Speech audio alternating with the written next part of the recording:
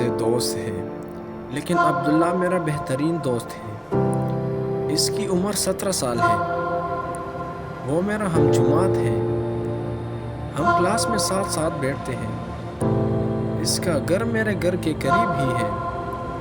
عبداللہ ایک شریف خاندان سے تعلق رکھتا ہے۔ وہ ایک اچھی اخلاق کا مالک ہے اور ہمیشہ صاف ستھرا رہتا ہے۔ اس کے والد ایک مسجد امام ہیں۔ وہ بھی مجھ سے بہت پیار کرتے ہیں۔ ہم ایک دوسرے کی خوشی اور غم میں شامل رہتے ہیں۔ عبداللہ ایک ہونہار اور ذہین طالب علم ہے۔ وہ کسی سے لڑتا جھگڑتا نہیں ہے۔ وہ صبح کی سیر کرنے کا عادی ہے۔ وہ وقت پر کھیلتا ہے اور وقت پر پڑھتا ہے۔